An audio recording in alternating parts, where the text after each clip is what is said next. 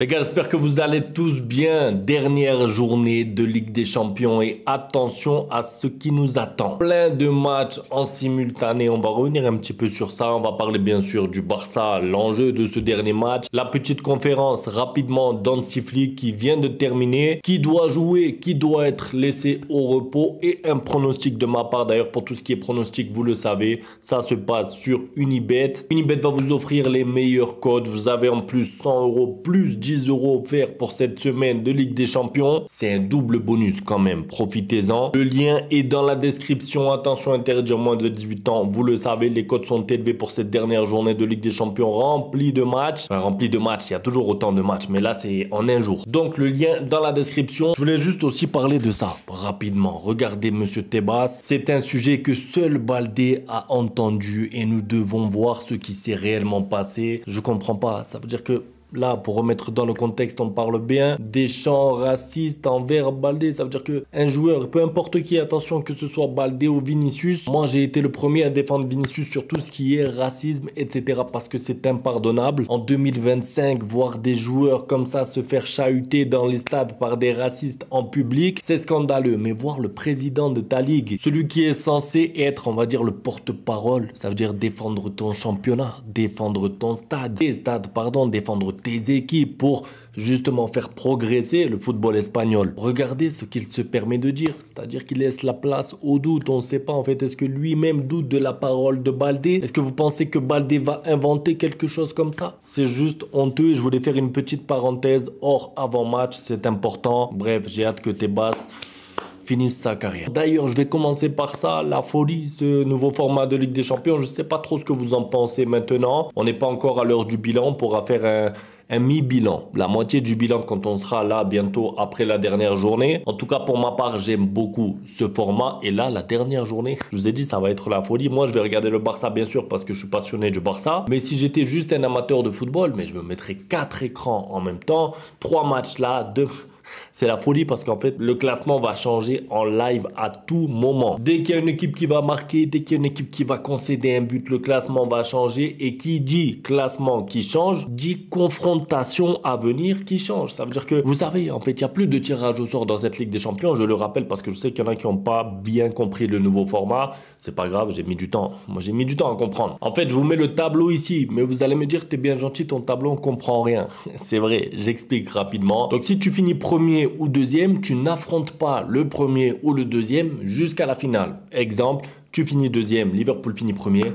Tu ne vois pas Liverpool jusqu'à la finale. Et j'en parlais hier, je crois que c'est sur le live de Charel. Je sais, on n'est pas des faibles, on ne doit pas dire non, on veut pas jouer contre lui, on veut pas jouer contre l'autre. Il faut accepter de jouer contre tout le monde. Si tu veux gagner la Ligue des Champions, d'accord, l'ambition d'un grand club, je comprends. Mais la vérité, c'est que si tu veux gagner la Ligue des Champions de temps en temps, surtout si tu veux lutter pour d'autres compétitions, que ce soit la Liga, la Coupe du Roi, si tu as un calendrier pas favorable, évidemment, ça reste la Ligue des Champions, mais allégé, on va dire, c'est-à-dire ne pas jouer Liverpool avec un match retour à Anfield. Ces petits détails-là passent par ta place au classement. Après, attention, le Barça peut finir deuxième et jouer une équipe comme le PSG ou Manchester City en huitième de finale. Justement parce qu'il est possible que ces équipes-là passent par des barrages et ensuite rencontrent le Barça. Ça dépendra en fait à quelle position ces équipes vont terminer. Et c'est pour ça aussi que je vous ai dit que j'allais être en 3 à 4 écrans. C'est parce que j'ai envie de suivre, moi, qui va être le potentiel adversaire du Barça. Puisque comme il n'y a plus de tirage au sort, maintenant on n'a plus besoin d'attendre la date du tirage au sort. Ça veut dire que le match se termine. Demain, tous les matchs se terminent. On connaît l'adversaire potentiel. Et moi, j'aime bien ça parce que bon, le tirage au sort, des fois, on disait que c'était truqué, pas truqué d'ailleurs.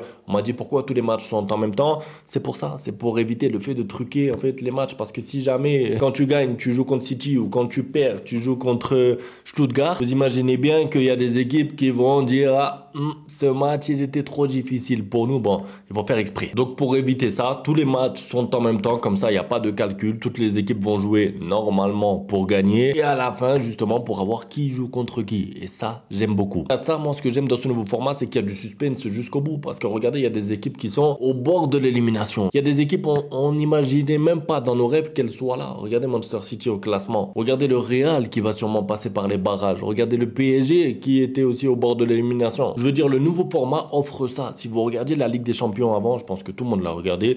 Souvent, la dernière journée, le sixième match, il y avait des équipes qui mettaient l'équipe B ou l'équipe C parce que ça y est, ils étaient déjà qualifiés, ils avaient déjà 12-15 points dans leur groupe, ils étaient déjà qualifiés, déjà premiers. Le dernier match, pour eux en tout cas, ne servait à rien et ça faussait un peu les classements, ça faussait un peu les groupes parce que jouer contre un Bayern, la première journée par exemple, où ils te mettent l'équipe type, ou jouer le Bayern la dernière journée, c'est pas pareil puisqu'ils vont faire tourner, tu as plus de chance. Là, c'est pas le cas, les grosses équipes sont en difficulté, les grosses équipes veulent finir premier, deuxième, troisième, etc. pour éviter des barrages. Du coup, ça offre beaucoup de suspense. Maintenant, revenons un petit peu rapidement sur Monsieur Hansi Flick qui a parlé en conférence de presse. J'ai beaucoup aimé ça. Je sais que je le dis souvent, mais ces conférences de presse, franchement, vous apprenez beaucoup de choses. C'est pas des conférences de presse vides où il se passe rien, où il dit rien. Non, il communique, j'aime beaucoup. Ce n'est pas facile de gagner car il y a tellement de grandes équipes et bonnes équipes qui jouent actuellement. Pour nous, il est très important de gagner le match de demain car nous voulons terminer cette première étape à la deuxième place. Moi, j'aime beaucoup parce qu'il affiche clairement les objectifs, l'objectif de demain qui est tout simplement faire un bon match, finir deuxième. Il n'a pas envie de se prendre la tête avec ensuite les calculs si tu finis troisième ou quatrième ou je sais pas, voilà, à la dernière journée gâcher un petit peu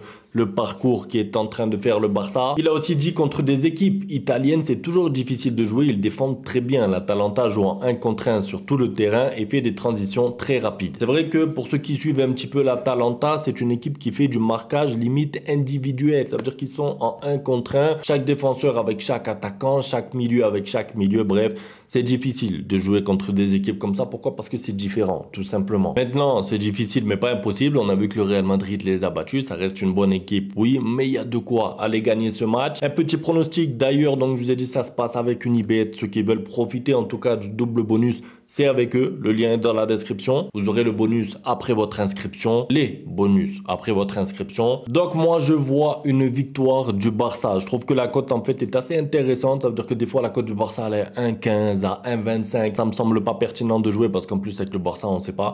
Mais là la cote est intéressante. Bien sûr le match n'est pas gagné d'avance. C'est mon pronostic à moi. Si vous jouez comme moi et que vous perdez, ne venez pas dire que c'est ma faute. Mais je vois le Barça s'imposer. Le Barça est en forme. Le Barça marque beaucoup de buts et je trouve que cette équipe italienne, elle défend bien, mais c'est pas non plus le Milan des années 2000. Ils encaissent pas mal de buts. Maintenant, qui jouera pas? Moi, ce que je veux juste revoir pour ce match, c'est Lewandowski titulaire. Je sais que ça fait un peu débat parce que le Barça tourne bien sans lui, mais je pense que il doit revenir titulaire là pour ce match de Ligue des Champions. Ça n'empêche pas que le Barça fera tourner dans les matchs suivants. Ça n'empêche pas qu'il sera remplaçant de temps en temps. Il n'y a pas de problème. Mais là, pour la Ligue des Champions, pour finir cette saison, le Barça a besoin de Lewandowski. Je sais pas, j'espère qu'il retrouvera son meilleur niveau. Il a eu quand même des matchs où il a marqué des buts importants. Il a ce petit côté expérience aussi pour les matchs comme ça de Ligue des Champions. Pour le reste de l'équipe, c'est du classique. Il faudra voir si Gavi se sent bien. Il faudra voir, voilà, il y a les états de forme aussi à prendre en compte. N'hésitez pas à partager votre 11 en tout cas dans les commentaires et votre pronostic aussi. Je lirai tout ça. Rendez-vous demain après la folle journée. J'ai envie d'appeler ça comme ça parce qu'il va y avoir tellement de matchs en même temps qu'on va être là, alerte but, alerte. Ça va être la folie.